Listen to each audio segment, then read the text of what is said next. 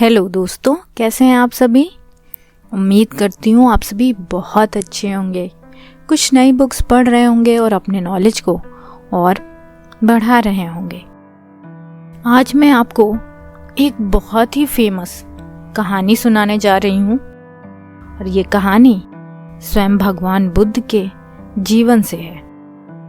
ये कहानी है अंगुलीमाल की। हाँ, मैं जानती हूँ आप में से बहुत सारे लोगों ने भगवान बुद्ध की और अंगुलीमाल की ये कहानी सुनी होगी, लेकिन मैं इसे पुनः सुना रही हूँ ताकि ये आपके दिमाग में एकदम से रिफ्रेश हो जाए। तो इस कहानी को सुनने से पहले दोस्तों प्लीज़ मेरे चैनल को लाइक एंड सब्सक्राइब ज़रूर करिए। तो चलिए बिना किसी देरी के शुरू करते हैं अपनी ये कहानी। कौशल नरेश प्रसेनजीत के राज्य में अंगुलीमाल नाम का एक डाकू रहता था, जिसके हाथ हमेशा खून से लाल रहते थे और किसी भी जीवित प्राणी के लिए कोई भी दया उसके मन में नहीं थी। वो हमेशा दूसरों की हत्या और उन्हें घायल करता रहता था। उसी के कारण जो पहले गांव थे वे अब नष्ट हो चुके थे, जो पहले नगर थे अब वे नगर भी खंडहर हो चुके थे, जो पहले देहात था वो अब देहात भी नहीं रहे।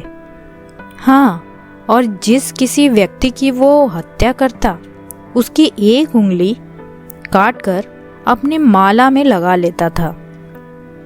इसी प्रकार उसका नाम अंगुलीमाल पड़ा।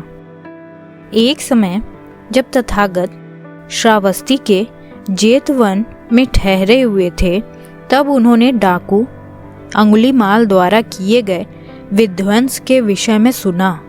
तथागत ने उसको एक धर्मपरायण मनुष्य में परिवर्तित करने का निर्णय कर लिया। अतः एक दिन वे अपना भोजन ग्रहण करने और बिस्तर को एक ओर रखने के बाद अपना पात्र और चीवर धारण कर डाकू अंगुलीमाल को खोजने की अपनी यात्रा पर निकल पड़े। उन्हें उधर यात्रा पर जाते हुए देखकर ग्वाले, गडेरिये, हलवाए और राही चिल्ला उठे, श्रमण उस रास्ते मत जाइए, यह आपको डाकू अंगुलीमाल तक ले जाएगा। क्योंकि यहाँ तक कि जब 10, 20, 30 या 40 लोगों का दल एक साथ इस रास्ते पर यात्रा करता है तो संपूर्ण दल को ही डाकू छिन्न भिन्न कर देता है। लेकिन बिना एक शब्द बोले तथागत अपने मार्ग पर चलते रहे। कुछ दूर से ही डाकू ने तथागत को आते देखा और उसे अत्यंत आश्चर्य हुआ कि ये अकेला ही श्रमण जंगल में चले आ रहा है। अंगुलीमाल पीछे से आवाज लगाता है, पर तथागत अपनी सामान्य चाल से आगे बढ़ते चले जाते हैं। अंगुलीमाल तेजी से तथागत के सामने आके खड़ा हो जाता है और कहता है, ओ श्रमण, मैं कब से तुम्हें आवाज लगा रहा हूँ, तुम रुकते क्यों नहीं। तब तथागत ने कहा, मैं तो कब का रुक गया, पर तुम कब रुकोगे।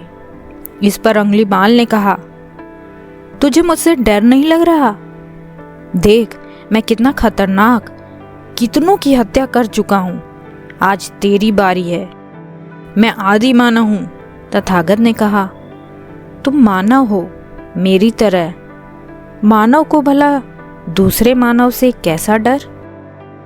मैंने अपने पाप कर्मों को बहुत पहले ही छोड़ दिया था, तुम भी इन्हें छोड़ दो। अंगुलीमाल कहता है, मनुष्यों में दया करुणा नष्ट हो चुकी है, उन्हें जीवित रहने का कोई अधिकार नहीं, इसलिए उनका मरना जरूरी है। तथागत ने कहा, अंगुलीमाल, जिस प्रकार संसार में बुरे लोग हैं उसी प्रकार ऐसे लोग भी हैं जिनके मन में दया और करुणा है दूसरों के प्रति। अंगुलीमाल, मुझे पता है तुम बहुत तकलीफ में हो, दुखी हो, मेरे मन में तुम्हारे प्रति बहुत प्रेम और करुणा है, इस मार्ग को छोड़कर चलो, तुम मेरे साथ चलो। तथागत के ये मधुर वचन सुनते ही अंगुलीमाल को बड़ा पछतावा हुआ और उसने तथागत से कहा, मैं बहुत दूर निकल आया हूँ, मैंने बहुत से बुरे काम किए हैं, अब मेरा वापस लौट पाना मुश्किल है। तथागत ने कहा, तुम अपने किए हुए कार्य पर दुखी हो रहे हो, मतलब तुम्हें पछतावा है कि तुमने जो कुछ किया वो गलत था। इसका मतलब अभी देर नहीं हुई, चलो मेरे संग चलो। अंगुलीमाल की आंखों में आंसू आ गए। उसने कहा, मुझसे सब नफरत करेंगे, मेरे साथ कौन रहना चाहेगा?